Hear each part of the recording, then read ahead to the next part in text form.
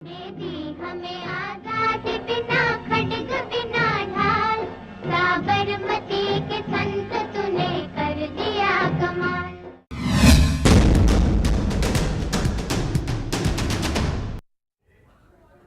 नमस्कार, हमारी खास पेशकश जन आंदोलन में आपका स्वागत है। मैं हूं आपके साथ अंकिता। आज है बापू की 145वीं जयंती और आज पूरा देश उन्हें याद कर रहा है, उन्हें नमन कर रहा है। इस अवसर पर आइए याद करें देश के लिए उनके योगदान को। हमें आजादी बिना खड्ग बिना ढाल, साबरमती के संत तूने कर दिया कमाल।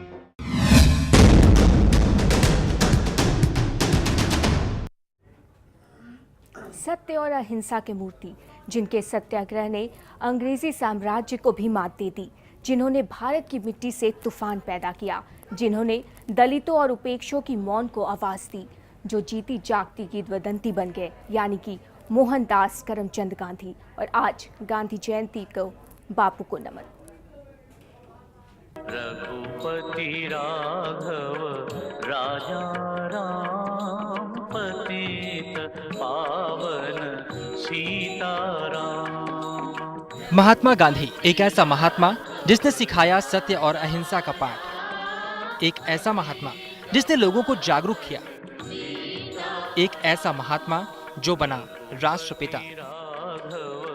2 अक्टूबर के दिन जन्मे गांधी जीवन के लिए मिसाल बन गए और आज बापू एक बार फिर याद आए।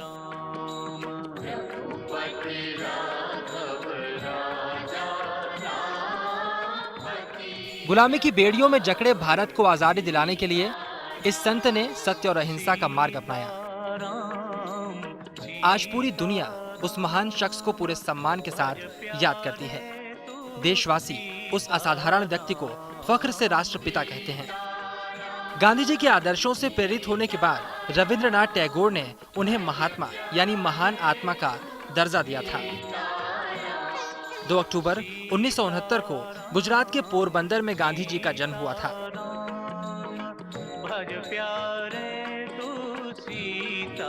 गांधी जी के पिता का नाम करमचंद गांधी था, जो उस जमाने में पोरबंदर राज्य के दीवान थे, और गांधी जी की माता का नाम पुतलीबाई था, जो एक प्रणामी वैष्णव परिवार से थी। गांधी जी का पूरा नाम मोहनदास करमचंद गांधी था। उस दौर में बाल विवाह की प्रथा के कारण गांधी जी का विवाह बहुत कम उम्र में कस्तूरबा माखन जी से हो गया था। उस वक्त गांधी जी की उम्र महज 13 साल थी। उसके बाद उन्होंने पोरबंदर से मिडिल और राजकोट से हाई स्कूल किया। दोनों परीक्षाओं में शैक्षणिक स्तर पर वो एक औसत छात्र रहे। मैट्रिक के बाद की परीक्षा उन्होंने भावनगर के श्यामलदास कॉलेज से कुछ परेशानी के साथ पास की। जब तक वो वहां पर रहे अप्रसन्न नहीं रहे, क्योंकि उनका परिवार उन्हें बैरिस्टर बनाना चाहता था। गांधी जी के पिता की चाह थी कि उनका बेटा बैरिस्टर बने, और अपने पिता की इस चाहत को पूरा करने के लिए गांधी जी आगे की पढ़ाई के लिए इंग्लैंड चले गए, जहां उन्होंने वर्षों तक पढ़ाई करने के बाद दक्षिण अफ्रीका की भारतीय फर्म के लिए वकालत करनी शुरू कर दी। दक्षिण अफ्रीका में गांधी को भारतीयों पर भेदभाव का सामना करना पड़ा। शुरुआत में उन्हें प्रथम श्रेणी कोच की वैध टिकट होने के बाद तीसरी श्रेणी के डिब्बे में जाने से इनकार करने के लिए ट्रेन से बाहर फेंक दिया गया था।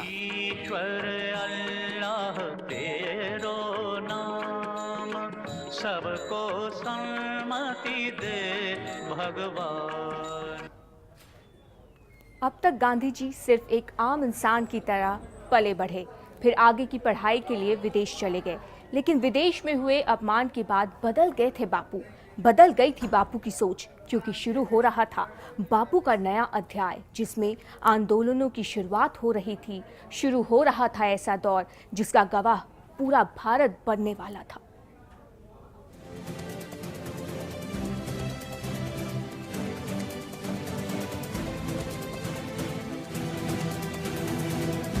दक्षिण अफ्रीका में रेलवे वाले प्रकरण के बाद गांधी जी परिवर्तन की लहर लाने की कोशिशों में जुट गए।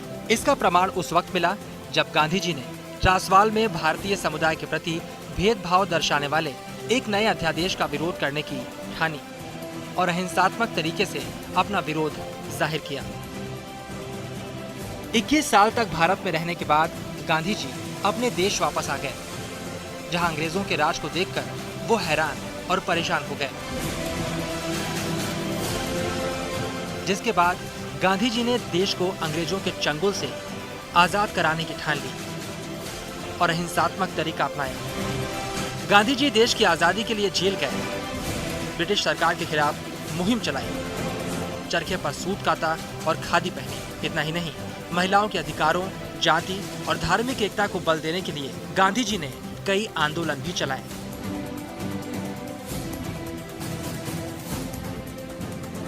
विरोध करने का गांधी जी का ये तरीका अंग्रेजों की नाक में दम करने लगा। गांधी जी के आंदोलनों की सबसे अहम बात ये रहती थी कि ना हिंसक हथियार का वो सहारा लेते थे, ना ही झूठ और फरेब का। उन्होंने देश की नींव सत्य और अहिंसा के मजबूत पत्थरों से रखी। ब्रिटिश सरकार के खिलाफ सत्याग्रह, असहयोग आंदोलन, भारत छोड़ो आंदोलन और डांडी मार्च से भारत पर एक छत्र राज करने का अंग्रेजों का सपना चकनाचूर कर दिया। परतंत्र भारत के लाखों करोड़ों लोग नेता के रूप में गांधी जी को स्वीकार कर देश से अंग्रेजों को भगाने में कामयाब होने की दहलीज पर तेजी से बढ़ रहे थे। उनके आंदोलनों में भाग लेने वालों की संख्या में लगातार इजाफा हो रहा था। फिर वो दिन भी आया जब लाठी के सहारे चलने वाले मोहनदास ने हुंकार भरी, अंग्रेजों भारत छोड़ो। वक्त ऐसा आ गया था कि एक महात्मा से लड़ने की ताकत अंग्रेज खो चुके थे। सत्य और अहिंसा के मार्ग पर चलते हुए भारतीयों के जोर से ब्रिटिश सरकार की चूल्हे हिल गई थी। अंग्रेजों के सामने भारत छोड़ने के अलावा कोई दूसरा चारा नहीं बचा था। महात्मा से टकराने की ताकत अंग्रेजों में अब नहीं थी। और इसी के साथ आखिरकार भारत को गुलामी की बेड़ियों से आजादी मिली और 15 अगस्त 1947 की सुबह आजाद भारत के तौर पर इतिहास के पन्नों में स्वर्ण अक्षरों में दर्ज हो गई। भारत को आज़ादी दिलाने के लिए क्या कुछ नहीं किया महात्मा गांधी ने। आंदोलनों की शुरुआत की, जगह जगह लोगों को जागरूक किया, स्वदेशी चीज़ों को अपनाने के लिए लोगों से अपील की। लेकिन ये सब करते करते गांधी जी खुद को भूलते जा रहे थे। ऐसे में त्याग और बलिदान के परिचायक बन गए गांधी।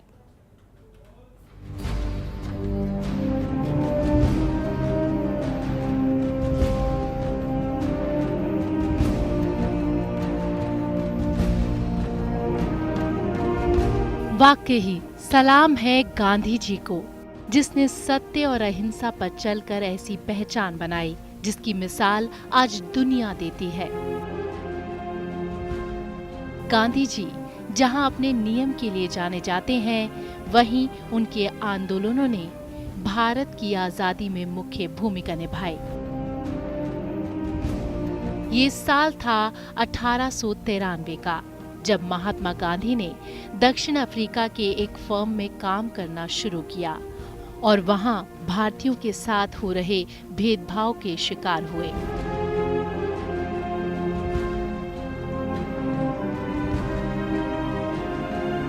साउथ अफ्रीका में रहते हुए गांधी जी रंगभेद के खिलाफ आंदोलन करते रहे। फिर भारत आने पर गांधी जी प्रतिष्ठित नेता गोपाल कृष्ण गोखले के संपर्क में आए। वो भारतीय नेशनल कांग्रेस में आम जनता के हितों को लेकर अपनी आवाज उठाते रहते थे। साल 1917 से 18 में गांधी जी ने खाद्य वस्तुओं की अपेक्षा और गैर खाद्य वस्तुओं की खेती के विरोध में चंपारण और खेड़ा में सत्याग्रह किया, जो एक बड़े आंदोलन के तौर पर उभरा। इसके बाद गांधी जी ने अहिंसा पर बल देते हुए अपने अनुयायियों के साथ आंदोलन की शुरुआत की। साथ ही भारतीयों को विदेशी वस्तुओं का बहिष्कार करने और स्वदेशी चीजों को अपनाने पर भी बल दिया। साथ ही अंग्रेजों की ओर से बनाए गए नमक कानून को भी तोड़ा। 1920 ये वो दशक था जब गांधी जी की लोकप्रियता चरम पर थी। साल 1930 में उन्होंने अंग्रेजों द्वारा नमक कानून को तोड़ने के लिए दांडी यात्रा भी की।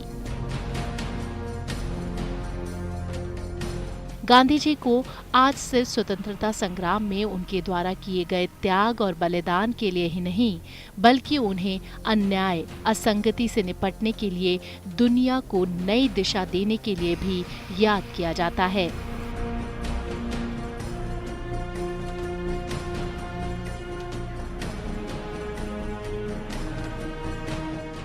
उन्हें बड़ी उपलब्धियां चंपारण, खेड़ा और सत्याग्रह आंदोलन में मिली।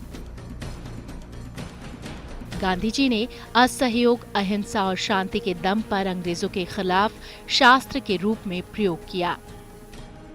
पंजाब में जलियांवाला बाग नरसंहार से देश को भारी आघात पहुंचा, जिसने लोगों के बीच बदला लेने की भावना को जगा दिया, जिसके जवाब में गांधी जी ने अपने संबोधन के जरिए लोगों से धैर्य रखने को कहा और हिंसा की जगह अहिंसा की राह अपनाने की नसीहत दी।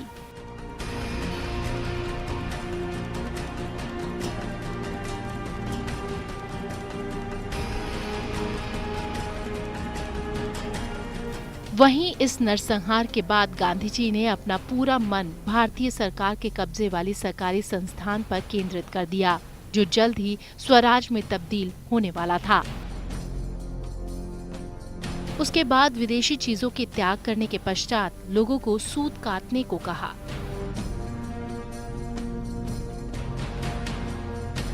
अंग्रेजों भारत छोड़ो और करो या मरो आंदोलन ने अंग्रेजों को भारत से बेदखल करने के लिए एक नई जान फूंकी।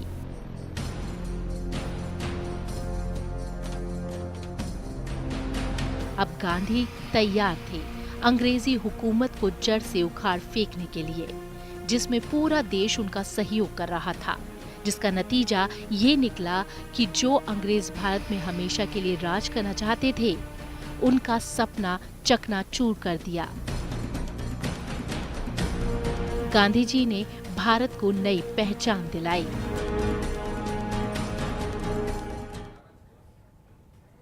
एक तरफ गांधी तैयार थे, दूसरी तरफ पूरा भारत तैयार था गवाह बनने का, जो एक नए सूर्य का उदय होने वाला था।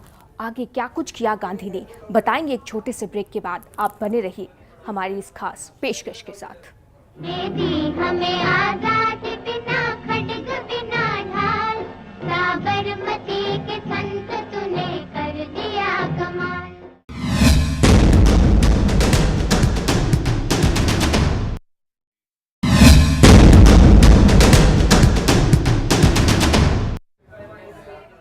ब्रेक के बाद एक बार फिर आपका स्वागत है हमारी खास पेशकश में। गांधी जी अब तक आंदोलनों के परिचायक बन चुके थे और भारत को नई ऊर्जा देने के लिए लगातार आंदोलन कर रहे थे। लेकिन इस बीच जो सबसे अहम बात गांधी जी की लोगों को समझ में आने लगी थी, वो थी न बुरा करो, न बुरा सुनो और न बुरा देखो।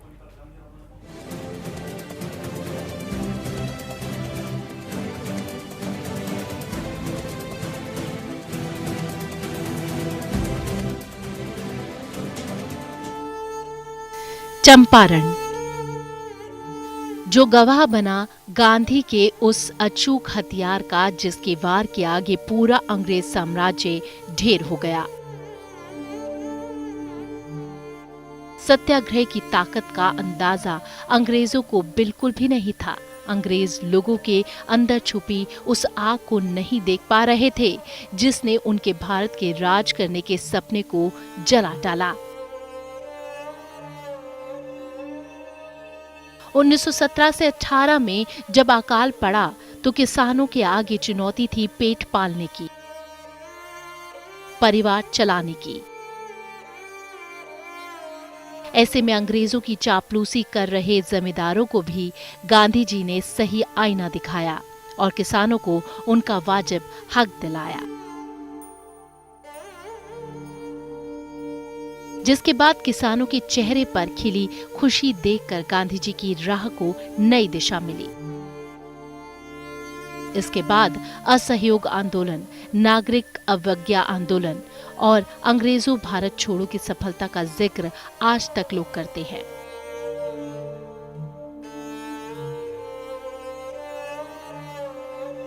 असहयोग को दूर दूर से अपील और सफलता मिली, जिससे समाज के सभी वर्गों की जनता में जोश और भागीदारी बढ़ गई।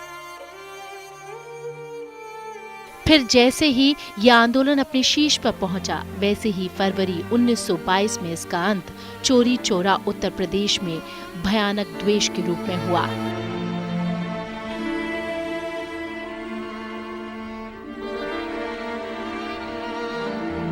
आंदोलन द्वारा हिंसा का रुख अपनाने के डर को ध्यान में रखते हुए और इस पर विचार करते हुए कि इससे उनके सभी कार्यों पर पानी फिर जाएगा, गांधी जी ने व्यापक असहयोग के इस आंदोलन को वापस ले लिया। गांधी जी को गिरफ्तार भी किया गया। राजद्रोह के लिए गांधी जी पर मुकदमा चलाया गया, जिसमें उन्हें 6 साल कैद की सजा सुनाकर जेल भेज दिया गया। 18 मार्च 1922 से लेकर उन्होंने केवल 2 साल ही जेल में बिताए, क्योंकि उन्हें आंतों के ऑपरेशन के लिए रिहा कर दिया गया था।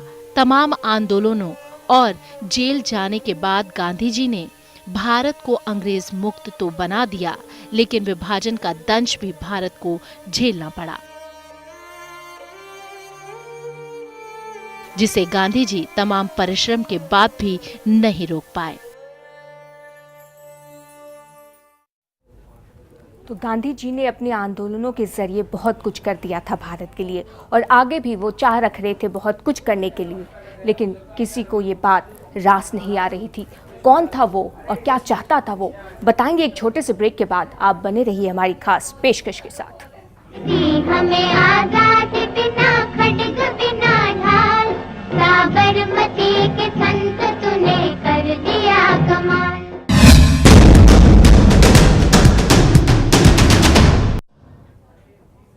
ब्रेक के बाद एक बार फिर आपका स्वागत है। अब तक गांधी जी भारत को अंग्रेज मुक्त बना चुके थे, आज़ादी दिला चुके थे, लेकिन आगे भी वो बहुत कुछ करना चाहते थे। भारत के लोगों की राह को और आसान करने की कोशिश करना चाहते थे, लेकिन सत्य और अहिंसा के इस पुजारी की बातें किसी को रास नहीं आ रही थी। कोई था जो रच रहा था उस महान आत्मा को खत्म करने की साजिश। I regard myself as a soldier, though a soldier of peace. I know the value of discipline and truth. I must ask you to believe me when I say that I have never made a statement of this description, that the masses of India, if it became necessary, would resort to violence. सत्य और अहिंसा की जिस राह पर सवार होकर गांधी जी ने भारत को अंग्रेजों के चंगुल से मुक्ति दिलाई, उसी महान आत्मा को चकचूर करने की कोई साजिश रच रहा था। कोई नहीं चाहता था कि गांधी की राह को आगे मुकाम मिले। कोई नहीं चाहता था कि गांधी जी भारत को और उभारे। किसी को रास नहीं आ रही थी गांधी जी की विचारधारा। किसी को पसंद नहीं आ रहा था गांधी जी का सत्य और अहिंसा का रास्ता। इसीलिए वो बना रहा था गांधी जी को मारने का प्लान। वो था नाथूराम गोडसे, जिसने 30 जनवरी 1948 को दिल्ली के बिरला भवन में सरेआम गांधी जी को खत्म कर दिया। समय था शाम के 5:17, जब गांधी जी एक प्रार्थना सभा को संबोधित करने के लिए बिरला मंदिर पहुंचे थे।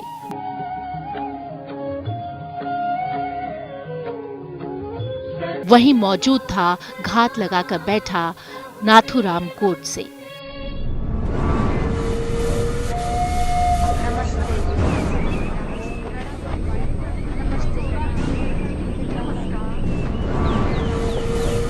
Brother, Bapu is already late for class. Oh God.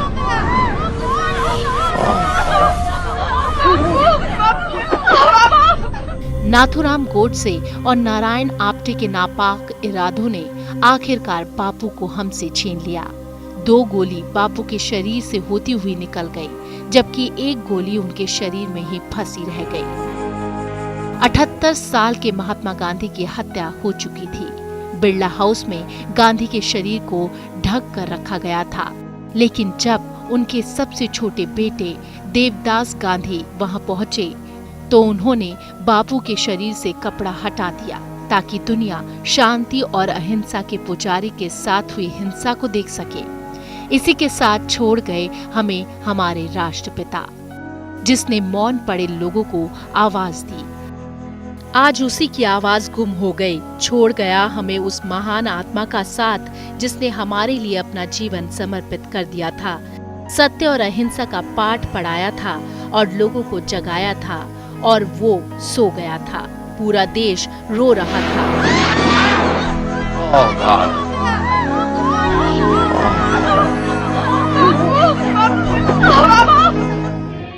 आज गांधी की जयंती पर एक बार फिर याद आ गई उनकी स्मृतियां, याद आ गई उनकी कुर्बानियां। इसलिए हम एक बार फिर मिलकर करते हैं इस महान आत्मा को सलाम।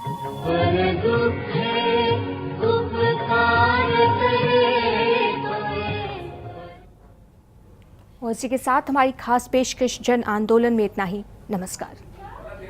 दे दी हमें आजादी बिना खड्ग